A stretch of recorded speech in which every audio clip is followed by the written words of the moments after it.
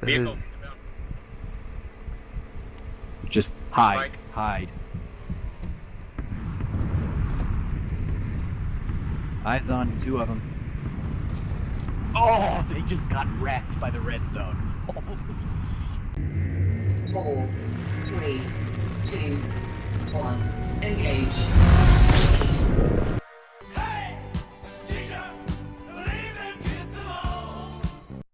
Alright guys, welcome to Playerunknown's Battlegrounds. So today I'm going to kind of go over a lot of the basic things that I've learned over the course of about 500 hours of gameplay. Some of the biggest things that you guys are going to have to learn in the game is zone play is really the biggest one, and how to get out of the plane and know where to go from the plane. So depending on the plane's trajectory, each square when you're looking at the map, the large squares, when you're seeing the plane cross over the map, those are kilometers. Those are one kilometer squares. So with the 1 kilometer squares, if you were to jump out of the plane and look up at the horizon of the sky and point in the direction that you want to go, you can go about 1.5 of those squares by doing that. If you were to open your chute as soon as it tells you to press F, if you're using PC, to jump out of the plane and pop your parachute as fast as possible, you can travel up to 2.5 clicks by doing the tap W thing. I can go over that later in a different video, but the gist of it is you hold W till your dude's about fully extended out, and then you let go of it, and he'll kind of like swing out in front of the parachute and just continue that process until you get to where you need to be. And that's the fastest route. So here you're looking at the zone. We landed way off from where our plane did. We did about 1.5 click jump out into a decent zone. It's a spot on the map that normally when the plane goes over, you'll have a lot of people going to it, but since our plane route went basically right in between the two islands, we decided we were going to jump out and we were going to hit tunnels. So the tunnels didn't really give us much. For some reason, it just didn't spawn decent loot. It normally does, but this go around it didn't. I ended up getting a Sega 12 gauge, which is a really shit-tastic shotgun for all extensive purposes. It just doesn't have the damage output that any of the other shotguns does, but it is a semi-automatic with up to 8 rounds if you're using an extended mag like I'm doing. It is also the only shotgun that can get any of the barrel attachments that can go onto an assault rifle. So I have a suppressor on it because I'm looking for an assault rifle, but I'm not finding the ones that I want. I'm not feeling a 5.56, I'm looking for an AK. Something of that nature. So right here, me and my buddy, we swap out. I give him a compensator and a 2x scope, and he gives me a suppressor. The reason being is so I can be fully suppressed, and he called out who has an SMG and who wants an SMG suppressor. I had an SMG, so I took the SMG suppressor. We're marking on the map where we're going to go next. So what we're doing and what you're going to want to do as a new player is you're going to want to go as far away from underneath the plane's trajectory from the start, far out. Choose a compound that's at least a click out, a 1 kilometer square away from the plane at minimum. You're still going to have some people that are going to be like, I'm going to fuck with this group and we're going to follow these guys wherever they go. It's inevitable. More often than not, that's what's going to happen, so you're going to have to fight, but it's not like high risk, high reward type of locations, like everybody's jumping over the top of military because it's military. And I can get a really cool gun in military, but you're also going to have to fight 46 people to get to it. You know what I mean? So jump out, and then what you're going to do is you're going to move from building to building to building to building to building, and loot as you go. Share the loot if you're in squads or in duos. If you're not and you're just solo, the biggest thing is not to get complacent. And what I mean by complacent, because somebody might be, well, what does complacent mean? Complacent means letting your guard down. Basically becoming familiar with your surroundings to a point where you're comfortable. That's complacent. If you feel comfortable in this game, you're more often going to die by somebody shooting you in the fucking head with a Car 98 because you're just standing still behind a tree thinking that nobody sees you. That's being complacent. You constantly have to be aware of footsteps. You gotta constantly look around you. As soon as you're like done looting a building, you still want to listen for footsteps coming around you, and whatnot. So they implemented the new move and grab and go by hitting F while you're running around, which is nice because a lot of people didn't know how to do the tab, drag, and drop, and it always wasn't very well. So that's the biggest things for PUBG. Get away from the plane, go to a smaller, low-risk area if you want to win the game. If you're one of those players that feels that you're really good at this game, you're probably not watching this video, so it doesn't really matter. These are for the newer guys that are trying to figure out the game. There's times to be aggressive, and there's times to not be aggressive. To be aggressive is if you know you can take out a squad by yourself. Like your squad has them in the right situation that you can take them out. Be aggressive. Take those guys out because you don't want them to bite you in the ass later. Second, stay safe. So if you are, say, like we're doing right now, there's a loot drop. Loot drops, end of game, are a terrible idea. Okay? Terrible idea. Horrible. Like, don't do them late in the game. If you have the ability to go and try to grab a fucking loot drop really late in the game, don't do it. It's terrible. It's a terrible idea. More often than not, there's going to be a bunch of people that are going to see it because the zone is more condensed. We're going after this drop because, one, it dropped really close to us, and this is within the first 4 to 5 minutes of the game. Okay? We're about to get to a part where I'm going to stop talking and you're just going to kind of listen to what's going on. So we're going to run over. I'm going to get to this loot drop. There's a Gorza in it. It's one of the most overpowered assault rifles in the game. It is the most overpowered assault rifle in the game, like hands down. It's got huge rate of fire and like no recoil, and it does 762 damage. So yeah, the thing's a beast. Second, is if you're going to loot for a drop, make sure you have your buddies kind of watch you so you're not standing there, and never loot these crates standing still. Like I kind of just duck down behind it and I wiggle just a little bit. What that does is it causes some people to be like, oh, I can't shoot him right in the head because he keeps wiggling, and it's gonna like kind of deter them from shooting you. So just give a little bit of a wiggles, regardless of where you're wiggling, right? It, like, whatever you're looting, don't lay down on the ground and loot some dude's body, but right here comes a car. The car's going for the loot crate. We got there first, and we're gonna see what happens. Just hide. Hide.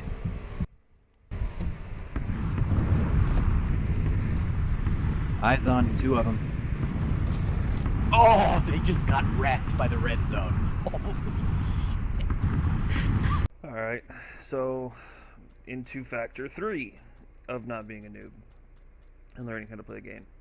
Red zones, if you stand still in them for too long, or, you're just plain unlucky while you're running through or driving through them, can drop a bomb right on top of your head.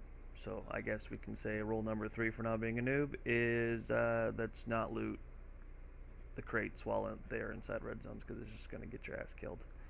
It's not going to be anything fun in that aspect, but hey, it is what it is. So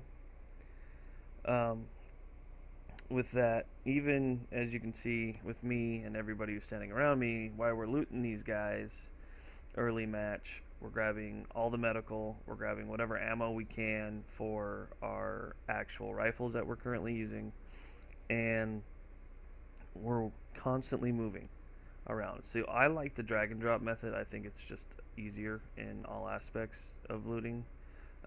Some people may not share that same opinion with me, but hey, it is what it is. So what's going to happen is that we're going to loot these guys, and then we're going to take off running, because what happened with the zone is that the zone had about a 75% chance of ending up on Military Island from the way that the circle was presented. after we left.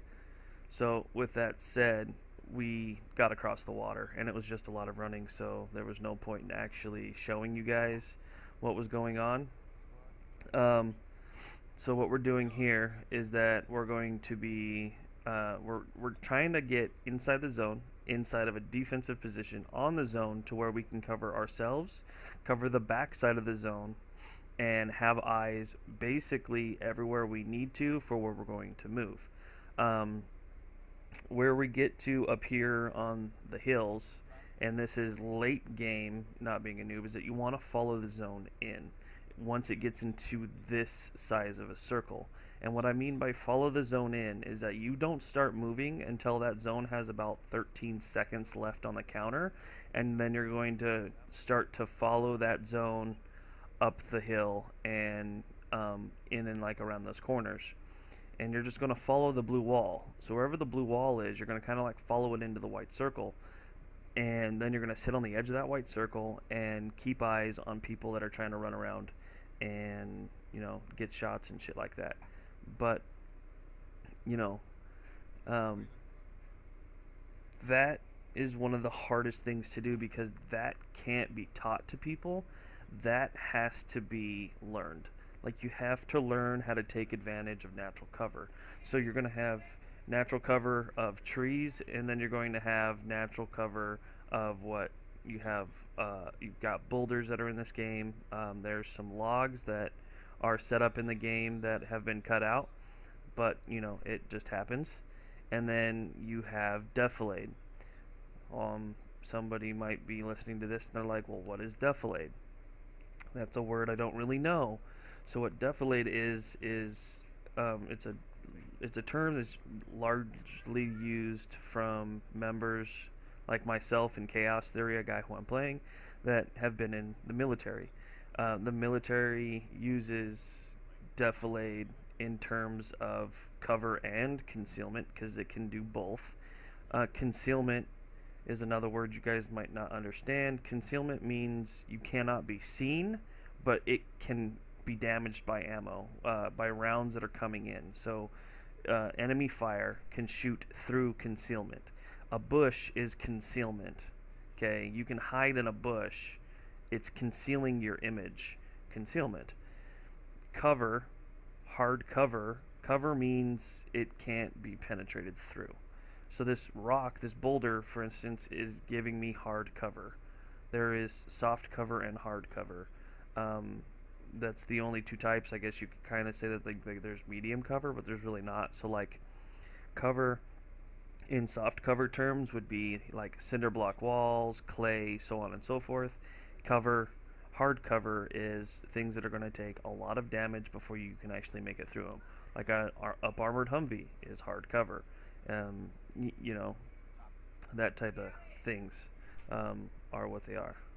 Yeah. Anyways, before I start rambling off, what you want to do in these types of scenarios, you don't want to engage the first guy you see, okay? Because more often than not, you're going to have one guy in a group who's going to be separated from the rest of his group, kind of like I am right now. I'm watching our back door. I'm trying to keep eyes on like the little areas that people can come into our line of sight that we can all engage on. JD's helping cover myself, and Chaos, I'm helping cover both of them. They're helping cover me. And what you want to do here is, as you can see, the blue wall is going to be creeping in and hitting us. We're still in the zone, so we're going to hold this position here, forcing anybody else to come in, and we're not going to engage unless we have to. So Chaos starts engaging a sniper because the dude was basically running right at him, and now we're having two more people who are coming around the corner of the trees down below my sight line, and we're going to start engaging them. Essentially, I didn't even have to fire a shot because Chaos and JD had got eyes on first and engaged the two guys first. So JD's our sniper in this scenario, so he's got our Car 98 and he's got an 8x, so he'll be able to do quite a bit of damage and has been able to do quite a bit of damage this round. But now you've got a minute and 54 seconds to make it into the zone. So we're going to move out of our positions to get closer to the zone and follow the wall in. But we're not going to be in the zone right off the bat. We're just going to hold kind of like our defilated position. And to get back at defilade, I don't think I even described it, but defilade, see how these hills kind of roll and you can drop down and disappear behind one? That's defilade. Defilade is a drop in elevation on the terrain that you're in. Whether it's sharp or shallow, it's still considered defilade. You can hide behind defilade. People who have the elevated position can sometimes not see you if the defilade is in the right location, and that's what's going to save your life in some of these scenarios. So right here, I'm telling my team, if we're going to hold the zone, because we have 11 seconds, I've kind of cleared out everything now. I'm going to double check behind this rock and make sure that there's nobody behind us. And, we're going to hold this defilade right here and have view on the hill. So I told them, hey guys, I cleared out everything, but what I wasn't expecting is this right here. So I'm going to stop talking and let it play.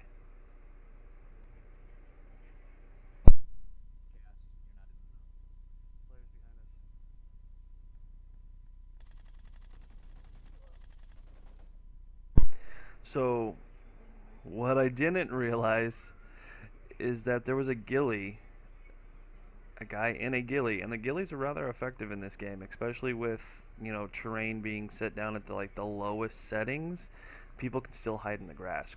You can hide in the grass wearing the black jacket and stuff that I'm wearing right now. It's insane. But it's going to help you out. So what we're choosing here as a squad is that we're going to push hard right and follow the wall. So this is what I mean by following the zone in. Is if you look at the map right now, the blue circle is larger on one side and smaller on the other sides. So we're going to follow that crescent moon into where the zone is essentially touching the blue zone. And the reason for it is that it causes us to have the advantage in the sense of not having anybody behind us, because the zone will kill you if you're behind us. There's guys that are in this elevated position behind these rocks, but we've got defilade. So with being in defilade, it kind of inhibits them from being able to shoot down on us, because this is a very steep defilade, which means they have to come over and crest more, which gives us more of an advantage being down from them. So I'm going to push hard right now. I'm going to be aggressive. This is the part where I'm talking about being aggressive, and this is stuff I can't teach people. You just have to learn how to do it. So I'm pushing these guys, but I'm not pushing to the point where I'm going to get myself in trouble, if that makes sense. I'm dropping down into defilade to cover myself, and they are going to have to crest out, which is going to cause them to be seen by my buddies, and I'm going to heal myself right now, because there's still 3 other people alive, and I don't know where one is. I know where 2 are, but I don't know where one is. And we're about to find the other one. I hear him for a second in my right headphone, and then I see him at the tree.